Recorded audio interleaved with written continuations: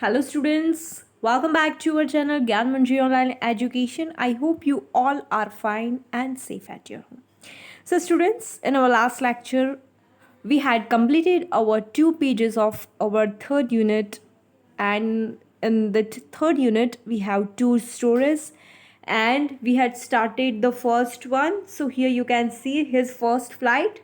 So, we had completed 2 pages. So, last we saw that Sigil, he stepped slowly out to the brink of the ledge and standing on one leg with the other leg hidden under his wing. He closed one eye, then the other. One after another, he closed his both eyes and he was standing with the help of one leg and pretended to be falling asleep. He was just pretended that he was sleeping. Still, they took no notice of him. They means his parents and his brothers and sisters. So still they didn't notice him. He saw his two brothers and his sister lying on the plateau, dozing with their heads sunk into their necks. So how and what their brothers and sisters were doing. And his father was printing the feather on his white back. So here printing means making an effort to maintain feathers. So he was maintaining the feathers. His father was printing the feather on his white back. Only his mother was looking at him. So none of them were looking at him. Just young Sigur's mother was looking at him. She was standing on a little high hump on a plateau, her white breast thrust forward. Now and again, she tore at a piece of fish that lay at her feet and then scraped each side of her beak on the rock. Then, how she was doing, and she was looking at that young seagull. Then she tore at a piece of fish that lay her feet and then scraped its side of her beak on the rock. So वो seagull के सामने देखकर ये सब कर रही थी. आप समझ सकते हो कि क्यों ऐसा कर रही थी उसकी मदर. क्यों? क्योंकि वो उसे कहना चाहती थी that they were enjoying, right, that young seagull may join them, but it was not joining them. The sight of the food maddened him. तो जो वो फूड को देखकर ऐसा एंग्री वाला उसका फेस हो जाता था क्योंकि कल से उसने कुछ भी खाया नहीं था. How he love to chew food that way, scraping his beak now and again to wet it. Means to sharpen. तो कैसे वो खाना खाते वक्त जो कुछ भी लेता था उसे शार्पन करता था. तो वो सब उसे याद आता है because he was very hungry. That's why. Gaga, he cried, begging her to bring him some food. So here, कैसे बच्चे आवाज़ करते हैं. तो यहाँ पे जो यंग सिगल था उसे भी कुछ खाना चाहिए था. तो वो ऐसे आवाज़ कर रहा था कि मुझे कुछ खाने के लिए चाहिए. ही क्राइड बैगिंग हर, मतलब उसकी मम्मा के सामने देखकर वो ऐसा रो रहा था. खाना खाने के लिए वो मांग रहा था. ग ग ग शी स्क्रिम्ड बैक डिराइव्सली, मतलब he was very stupid, like he was very stupid. तो वैसे ही उसकी मदर ने बैक ऐसे बोला, ऐसा जैसे कि वो he was very stupid. But he kept calling plaintively, and after a minute or so, he uttered a joyful scream. His mother had picked up a piece of the fish and was flying across to him with it. फिर क्या हुआ? उसकी mother ने एक fish का piece था वो लेकर उसके पास, उसके नज़दीक आ रही थी. ही लेन आउट. सो पहले यहाँ पर आप सब देख भी सकते हैं कि कैसा पूरा सीन है, right.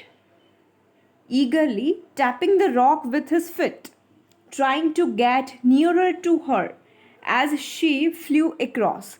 But when she was just opposite to him, she halted, her wings motionless. So when Sigil's mother was coming nearer and nearer, tapping the rock with his feet trying to get nearer, वो वैसे नज़दीक आ रहा था जैसे वो देख रहा था कि उसकी मदर नज़दीक आ रही है, तो वो भी ऐसा नज़दीक आने का ट्राई कर रहा था। As she flew across but when she was just opposite to him, जैसे वो उसके सामने थी, she halted, her wings motionless, the piece of fish in her beak almost within reach of his beak. नज़दीक ही था, उसके यंग सिगल के नज़दीक ही था। He waited a moment in surprise, wondering why she didn't come nearer. And then, maddened by hunger, he dived at the fish. पर वैसे वो जो उसकी मदर उसके पास आ रही थी, वो एकदम से उसके पास से आकर फिर चली गई। जो पीस ऑफ फिश था वो उसे दिया नहीं, तो वो ऐसा सरप्राइज हो गया यंग सिगल कि ऐसा क्यों मेरी मम्मा ने किया, और फिर से वो हंगर से ऐसा एंग्री होने लगा और फिश के लिए उसने डाइव की। With a loud scream, he fell outwards and downwards into space. Then a monstrous terror seized him and his heart stood still. He could hear nothing, but it only lasted a minute. The next moment, he felt his wings spread outwards. The wing rushed against his breast feathers. So here, what did he do? So he was not able to see anything. मतलब उसके सामने सिर्फ food ही था, खाना ही था। खाने के वक्त मतलब उसके सामने जो पीस ऑफ फिश था, उसके सामने उसे कुछ सोचा भी नहीं। Then he fell outwards and downwards into space. तो वैसे जो स्पेस थी, जगह थी, उसमें वो ऐसे नीचे जाने लगा, ऊपर जाने लगा। Then a monster's terror seized him and his heart stood still. He could hear nothing. वो कुछ सुन नहीं सक रहा था। But it only lasted a minute. The next moment, दूसरे मोमेंट में क्या हुआ? He felt his wings spread outwards. उसने देखा, उसने फील किया कि उसकी जो विंग्स थी, पंख थे, वो बाहर निकल गए थे।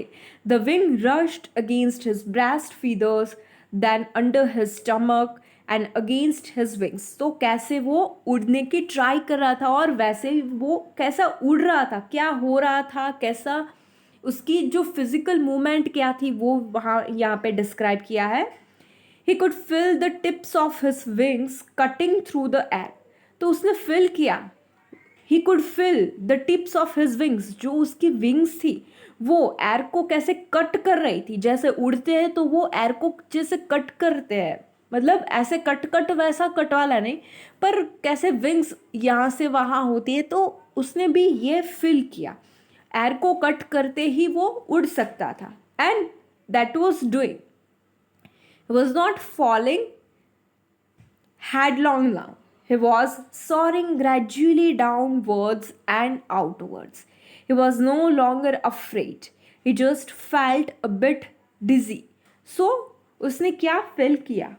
तो अब वो डर नहीं रहा था। He was no longer afraid. अब वो ज़्यादा डर नहीं रहा था। He just felt a bit dizzy. तो क्या dizzy क्या है? An uncomfortable feeling of spinning around and losing one's balance. Of course, आप और जैसे हम लोग कई पहली बार कोई व्हीकल भी चलाते हैं, राइट? तो क्योंकि पहली बार जो हम स्टेप्स लेते हैं वो अगर हमें याद नहीं है, पर पहली बार हम जो साइकिल चलाते हैं, स्कूटर वगैरह चलाते हैं, तो on that time how we feel, so little bit dizzy हमें फील होता है कि हमारा बैलेंस यहाँ वहाँ ना हो जाए, ऐसा जो हमें फीलिंग होता है। तो यहाँ पे सीगल को भी जो उड़ रहा था उसे भी वैसा ही फील हो रहा था। Then he flapped his wings once and he soared upwards. Ga ga ga ga ga ga. So वो ऐसा बोलने लगा जैसे he was feeling very happy. His mother swooped past him, her wings making a loud noise. तो उसकी जो wings थी वो बहुत ज़ोर से आवाज़ कर रही थी, मतलब उसकी मदर की। He answered her with another scream.